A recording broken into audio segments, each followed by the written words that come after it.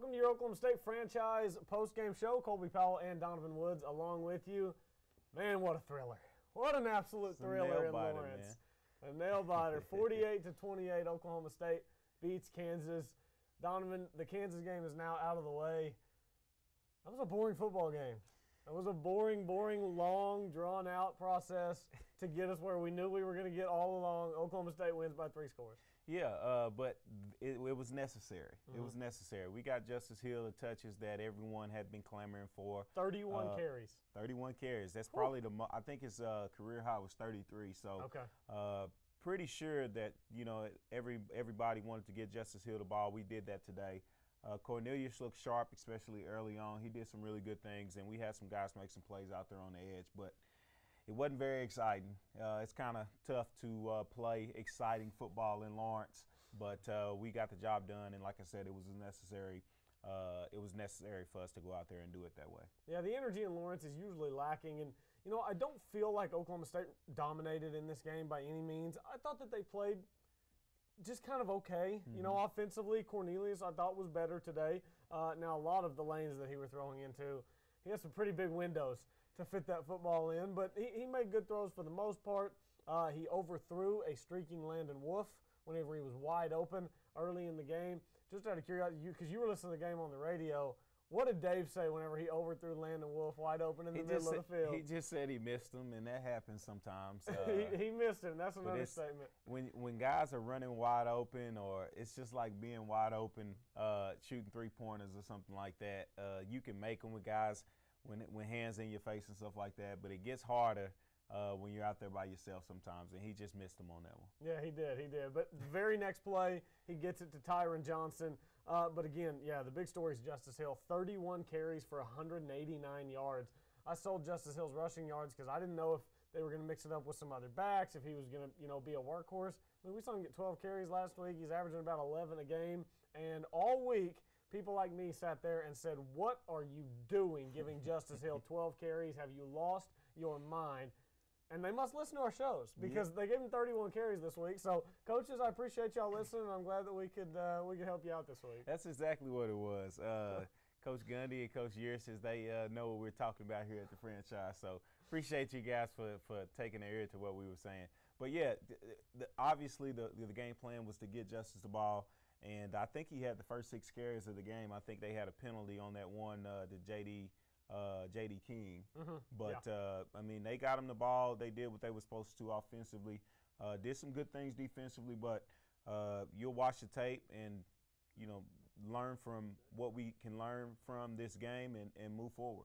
Yeah, Justice, a lot of those runs were hard-earned yards. He had some runs where guys were in the backfield with him. He's spinning. He's elusive. He's making people miss. I mean, where are we putting Justice Hill in terms of great Oklahoma State running backs? And there have been some great Oklahoma State running backs, not just the obvious Barry Sanders and Thurman Thomas, who were on the same team back in the day, but I'm talking Tatum Bell and Vernon Morency and, who's somebody more recently? Joseph Randall. More recently. I mean, where are we Kendall Hunter. Kendall Hunter's an absolute beast. Made it in the NFL for a long time out with San Francisco. Where's Justice Hill stack up with the rest of these Oklahoma State great running backs? I think he's right there in that second tier. Obviously, right like below you said, the Barry Thurman tier. Right below the Barry Thurman tier. There's a Barry Thurman tier, and I don't even know if that's attainable. I really don't know if that's attainable. The tiers below that are what's attainable. Yeah, and you mentioned some of those guys, and he's right up there in that same class, possibly even leading that class. And he's a big time back, and he brings another dimension. With his explosiveness and the way he protects the football, I think is underrated. And he's just a big-time football player, and he'll be playing on Sundays. Yeah, absolutely. And then Taylor Cornelius was 15 of 20 for 312 yards, 4 touchdowns, and a pick. So a week ago, completes 18 of 38. Really struggled against Texas Tech. Threw some bad football, spiked some into the turf. Didn't look great against the Red Raiders. Comes out today, 15 of 20, completes 75% of his passes. Last week there were a lot of throws that I could look at and say, okay, bad throw. Today, I think there were 2. I think he missed Landon Wolf streaking across the middle, and then the interception to Tylan Wallace. got away from him just a little bit. 2 throws in a 4-quarter game, you can live with that. Last week, the number was approaching double digits in terms of throws that he would have made that you scratch your head and think, whew, that's a bad throw there. But, a couple over the course of a game, especially against a team like Kansas. Cornelius, he played well enough today against Kansas to keep all the yahoos off of him for another week until the Iowa State game. Well enough, and it's tough. It's tough for guys like Cornelius. It's tough to back up and replace a guy like Mason Rudolph. And I talked about it before, Brandon Weeden. These guys have first-round NFL talent at the quarterback position. And to back them up, when people start putting the magnifying glass on you and every little throw that you make, Aaron Rodgers made some bad throws this past Sunday. Tom Brady did too. Matt Ryan. All of those guys, they make and they don't make throws, but everyone's not picking on every throw that they make, like when you're in a situation like Cornelius is, and that's just how it is. I mean, he has to play well. I think he did that today, and it wasn't just I think it was a little better than well enough. I think he played pretty well, and he did some really good things, and he'll continue to have to do that because, like I said, the magnifying glass is on him now. Everybody is going to have something to say about how he goes out there and competes on Saturday, so he needs to keep it up. Yeah, he absolutely does. And, this was Kansas. This was kind of your week to get right a little bit before you get into a little more meat of the conference schedule. It's Iowa State at home next week, so we'll see what Cornelius looks like a week from today. That's a 2:30 game next Saturday in Stillwater. We wondered who's going to pick up the slack. No Jalen McCleskey, no Dylan Stoner today due to injury, and we speculated pregame that Landon Wolf would get some more snaps. What we did not speculate is that he would lead the team in both receptions and yards. He had 6 catches for 116 yards and a touchdown. Landon Wolf, he was an absolute playmaker today for the Cowboys. Yeah, and I think it has a little bit something to do with Cornelius having some familiarity with him.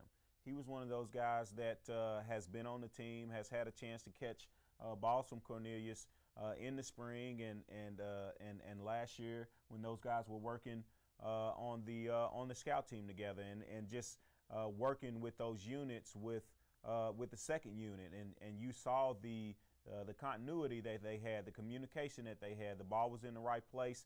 Wolf was in the right place, and they did some good things, a lot similar to how he throws the ball to Tylan Wallace. Yeah, he did. That's something interesting that you bring up because those guys work on that chemistry, and it's something that most people don't think about. But you spend a year throwing to those guys, and we hear, sometimes whether it's in the NFL or in college, we hear about guys working together in the offseason. Oh, man, these guys put a lot of work together in the offseason, quarterback and wide receiver, and it's just taking reps. It's rep after rep after rep to get that comfortability with one another, and we saw that with Taylor Cornelius and Landon Wolf today. He looked for him in the little screens. He looked for him deep. He missed him once deep.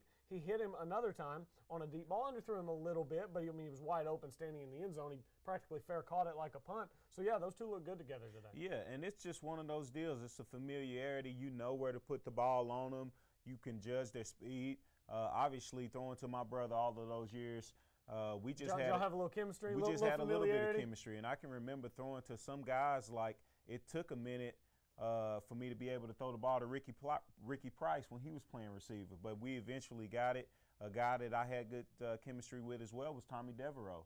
Those guys were buddies of mine and played the receiver position when I played quarterback. And it takes a little bit of time. And when you can throw to those guys for a while, you pick up a chemistry and you pick up mannerisms and small details that help you complete passes and ultimately score touchdowns. Yeah, absolutely. That's Donovan Woods. I am Colby Powell recapping Oklahoma State's 48-28 win over the Kansas Jayhawks.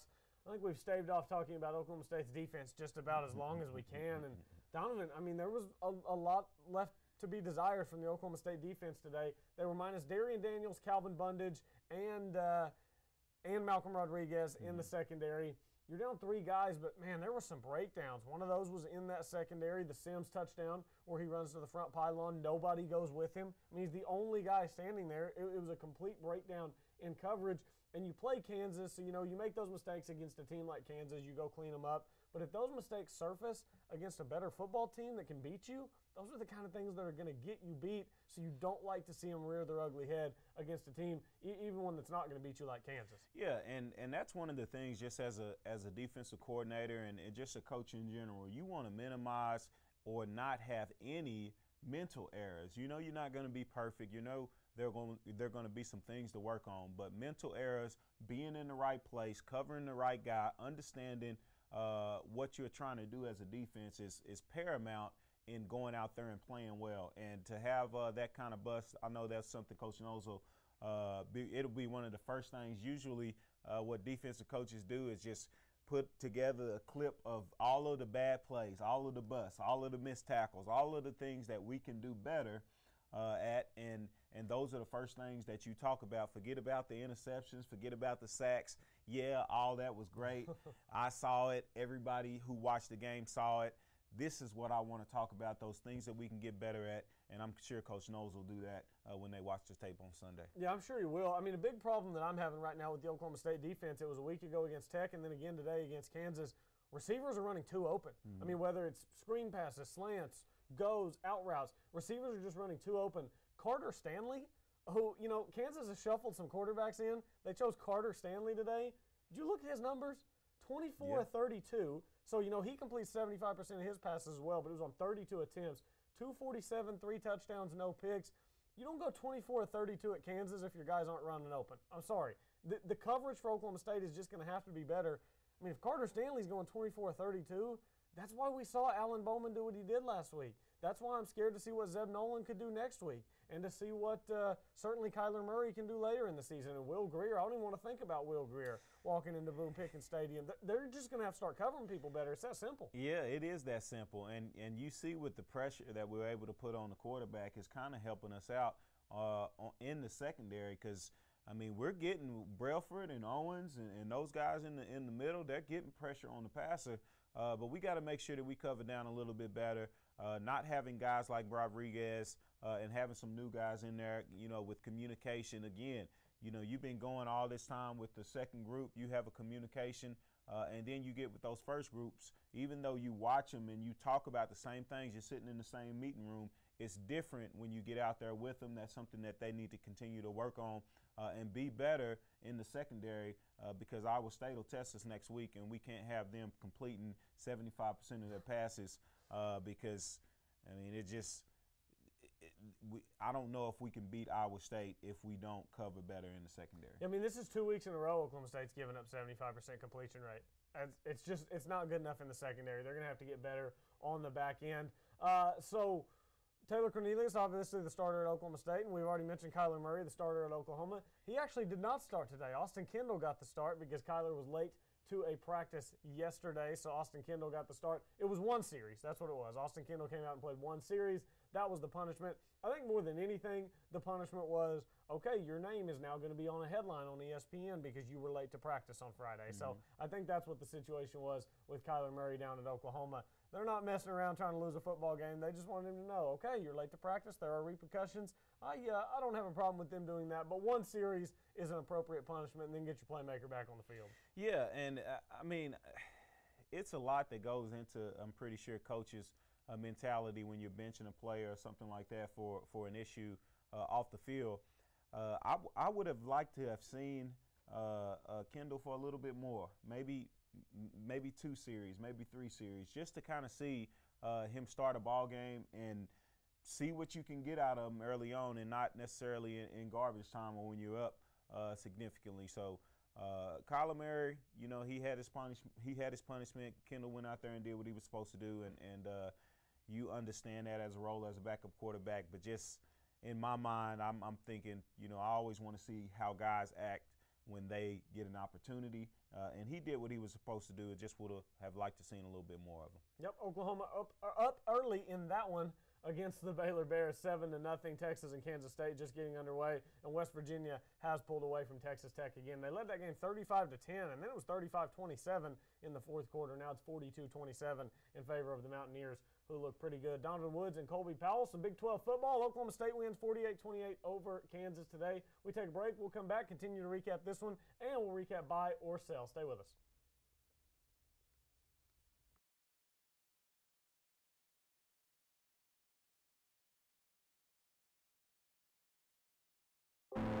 I travel. My passion is teaching and traveling. In my mind, I was never going to walk right again. I just wasn't.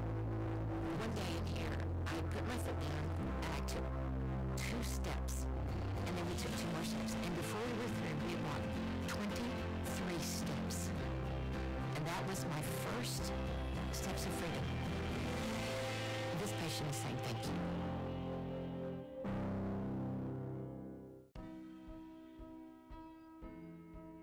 Hi, Mom. Hi, Mom. Hi, Mom. Hi, Mom. How are you doing? Hi, Mom. Hi, Mom. Hi, Mom. Hey, Mom. Hey, Mom. Hi, Mom. School's going good. Only slept through 1 class so far. College was really fun for one day. First day, crushed it. Hi, Mom. I miss you. I already got called a high school kid. They're like, are you sure you want college? I'm like, yes, here we go. I miss home a lot, but college is also really fun. More fun than home. Hey, Mom, it's me. And I'm not dropped out yet. And my professors haven't kicked me out, and I was only late to 1 class. Love you. On my heart. Guy. Thank you. Hey, Mom. Good to see you. Love you to pieces. Miss you already. We're making it. We're still alive. No worries. First day of school. Woo! First day of class was brutal. 妈妈现在好，就是我现在是在我 OSU 的第2个学期，然后一切都很好，完成了我的实习，我接下来要开启我的第2段旅程，一切顺利。Go Bucks. Hi, Mom. I'm studying hard. Don't worry. Going to class. I just finished my first 2 classes of the day, and I'm done for the rest of the day. Hi, Mom. Happy early birthday. You should be proud of me. I came to class. Hi, Mom. I'll call you later. Miss you. You're the bomb. Miss you, Mom. Miss you back home. Miss you. I miss you. Love you, Mama.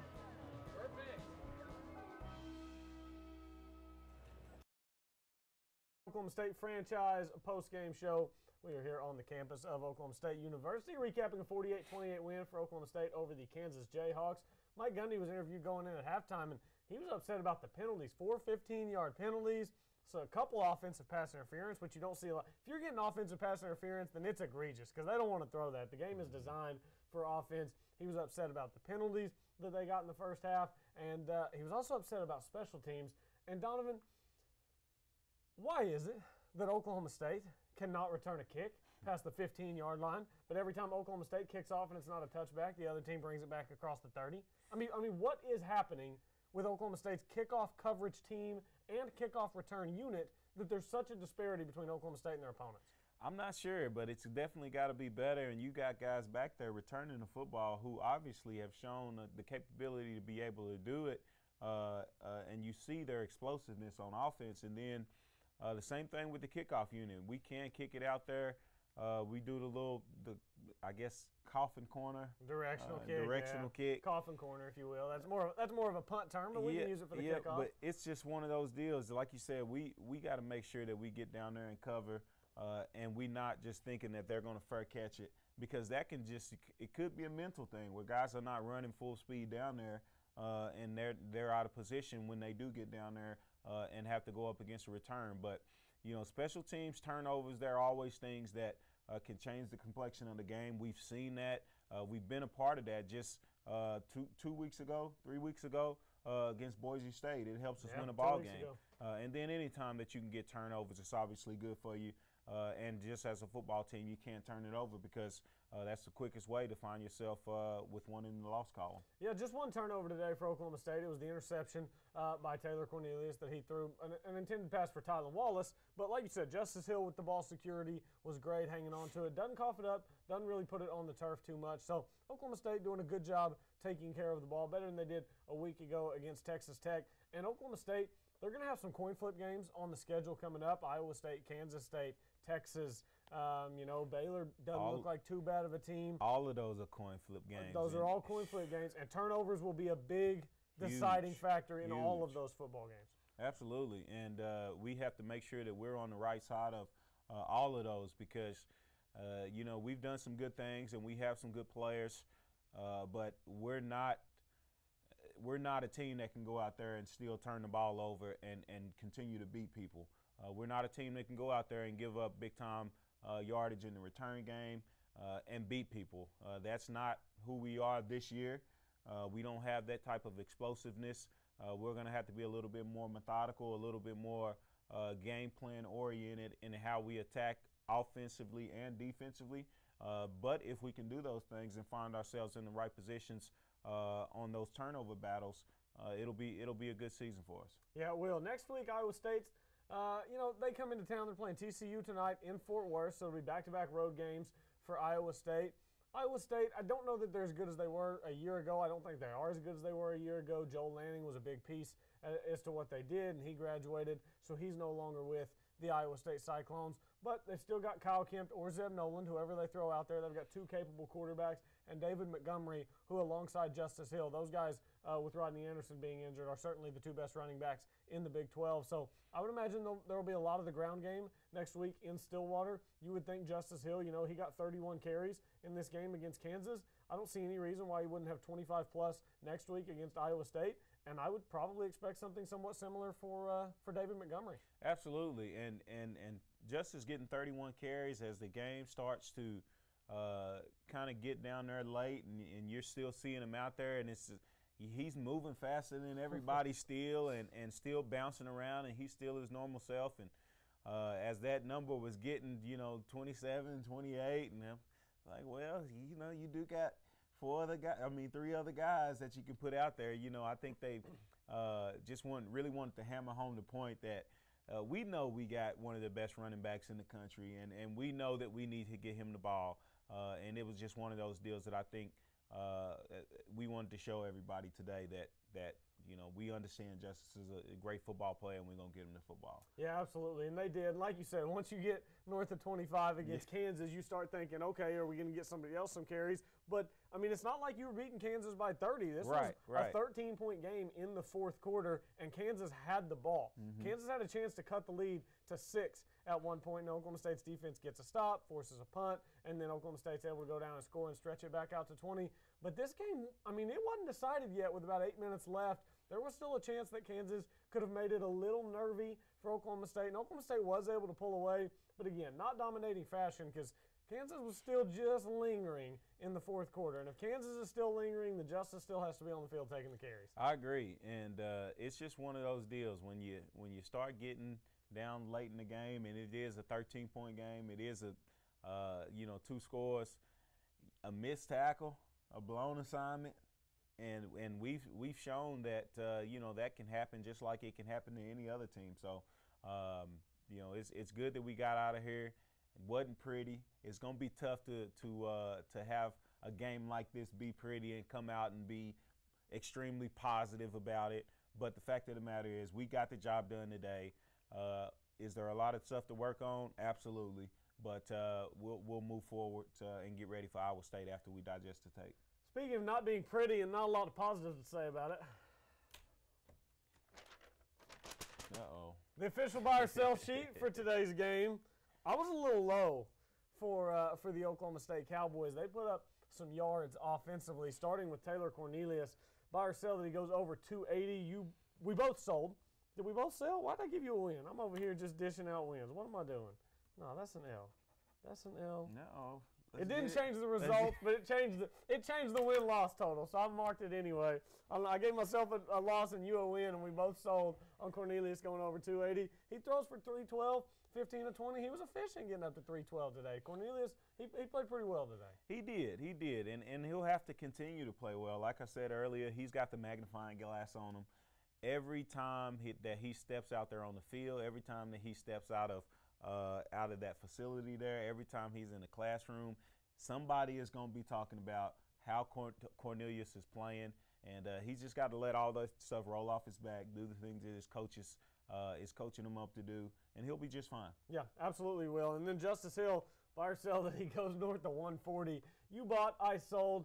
He went way over 140. You see it right there on the screen. 31 carries, 189 yards for Justice Hill, and a touchdown. Most impressive thing, he runs for 189. His longest run was 21 yards. I'd love to know how many tackles, how many missed tackles he forced. Pro Football Focus does their stuff where they come out with like most missed tackles and stuff like that. I'd love to see what that number is on Monday, because he made a lot of guys come up with air today. He's a ball player, man. It's one of those guys just as a linebacker that you hate to tackle because he's just so explosive. He just moves so fluidly, and he's violent when he runs. He's only about 190 pounds, but he's rocked up, man, and he's a heck of a football player. Absolutely. I enjoy watching. He's violent when he cuts, too. Yeah. Man. His cuts are quick. They're sharp. That's the and explosiveness, yes, man. absolutely. And then he's able to get back to top speed very quickly after he makes those cuts. So Justice Hill, another great game for Justice in his Oklahoma State career. This one was a pretty good number. Had Tylan Wallace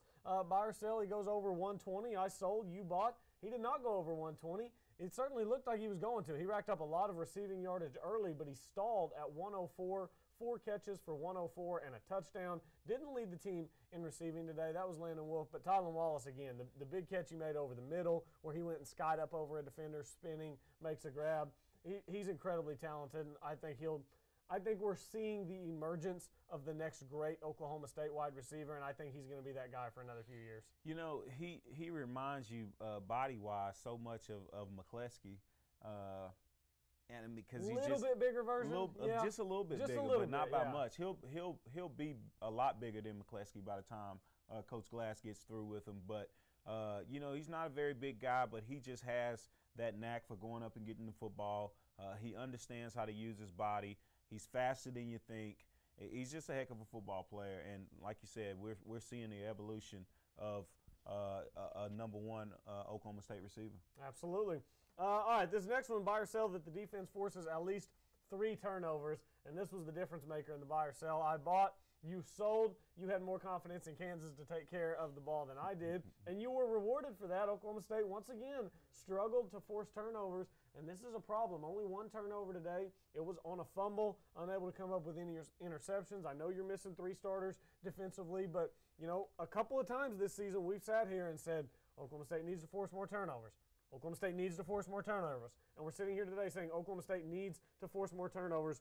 Just the one today. And then quickly before we get out of here, buy or sell that Puka goes over 100. He did not. Ran for 97 yards. So Donovan goes 3-2 this week. I go 2-3. Donovan is now 2-1-1. I am 1-2-1. Now I'm the Vikings. I'm 1-2-1, just like the Vikings. So, all right. Enjoyed it. We'll have to do it again next week. 2:30 kickoff. We'll be on at 1 o'clock. Oklahoma State and Iowa State. You feeling optimistic going in? I am. We should take care of business. Iowa State is a good football team, but I think if we take care of business, as I said before, in the turnover category and in the special teams, Cornelius will do enough. Make sure we feed the ball to Justice Hill, get stops defensively, and we'll be just fine. Absolutely. Next week should be a good one between Oklahoma State and Iowa State. We will be back next week. Come join us at the Garage in Stillwater. Thanks for watching your Oklahoma State Franchise Postgame Show.